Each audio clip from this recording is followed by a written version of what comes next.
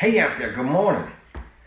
So I'm at the Keansburg house, and Ray, the flooring extraordinaire, and another guy, John, stopped by yesterday, an hour earlier than promised.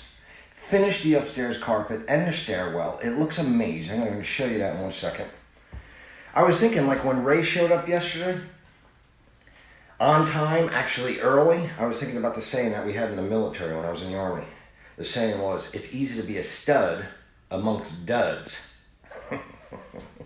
It made me think the other day I was getting gas at Wawa, and this young kid, he must have been 17 years old, he greeted me like nice, like, hey, how you doing, sir?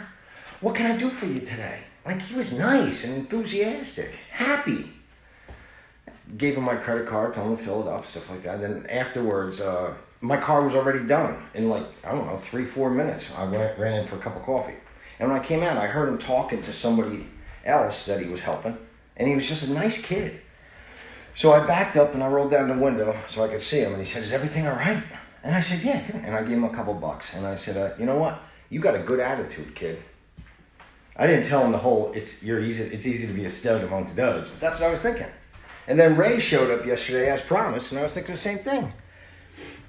I'm not cynical like everybody is like, doesn't do their job. That's not what I'm saying. I'm just saying from my experience, it's pretty easy to stand out by just showing up on time and doing what you say you're going to do. All right, so let me show you these floors. First, I got to show you the floor that I'm just about done with on that first floor bedroom. Now, I made a video the other day. I think it was like before. So walls are painted, trim is nice and done. And this is that floor I told you guys about. 100% waterproof from Costco. I love it. It's friggin' beautiful. Got some spacers over there. You definitely need, if you're ever putting this kind of floor down, you definitely need some room on the exterior because with the weather, it expands and contracts. And I saw people that put it tight up to the wall and it's not a good scene after a couple years or even a couple months. It starts buckling. Oh, check that tool out. I think it's called a guillotine. Ray let me use it. I usually use that, my chop saw, but that creates a lot of dust and you know, you got to drag it around. That thing is heavy. This thing, you slide it down and then you take this arm like it's a guillotine.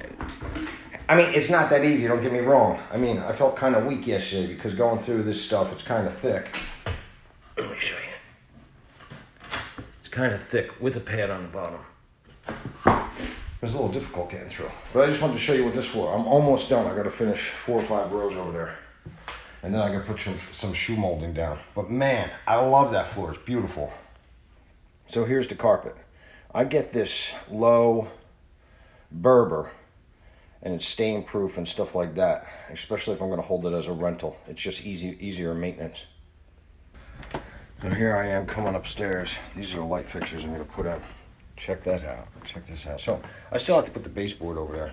My plumber's coming over. I don't know, today or tomorrow. I'll put the baseboard in up here. Still got to put the light fixture in. But other than that, this friggin' carpet just makes a huge difference. And it smells so much better up here.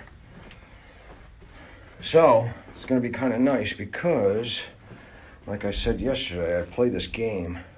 I break the house down into 8 rooms on this one. I don't think I ever played this game before. So I have 8 rooms. I got the 2 rooms upstairs and the stairwell done.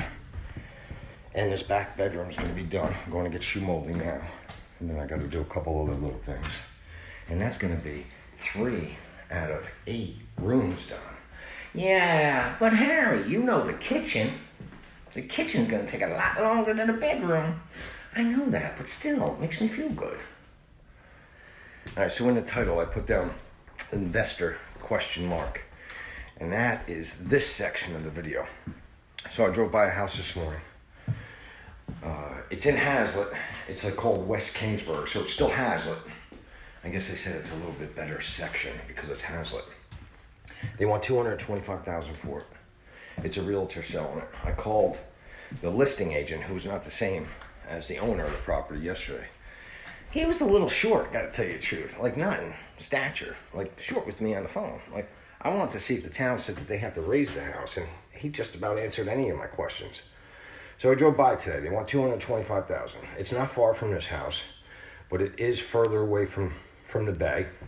I drove by. No other houses around it have to be lifted or were lifted, so I'm 99.9% sure, dealing with Hazlitt, which I've dealt with before, which is pretty cool. I mean, they're pretty nice. It's not going to have to be lifted. So here's the investor part of it. I'm not in a position to be able to get that house at this particular moment. However, following my own advice, I'm going to put an offer in today. I'm going to commit and not know the details because I don't know how I'd get it if they accepted it. So that's where you can come in, you or someone you know.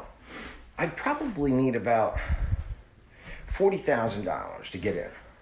So what do I mean by $40,000? $40,000 will cover my down payment, my closing costs, and a couple of little things. Now I can use a hard money loan, get the rehab budget in there, as well as purchase the house. So my estimations is that the house is going to be worth $300, let's say. This house is worth $305 when it's done, and that one possibly a little bit better section. And the lot size is nice, 9,800 square feet. This lot size is only like 3,000. So at the end of the day, I think it'd be worth like $300,000. But my exit strategy on that one would be to hold it. So I won't even have to take into consideration what the market was like at that time as far as to sell it, because I would just hold it anyway. So this is what I would want if somebody ever wanted to invest. I want $40,000. They'd go onto title as security. And then at the end of between 4 and 6 months, let's say 6 months, but I'll try to do it in 4 months. I give you back $8,000, so I give you back $48,000 at the end of 6 months. It's a pretty sweet deal, right? So if you're interested, and who knows, I might not even need it. If they accept it, I might just find that money. I don't know where, but I might find it. See you later. Have an amazing day.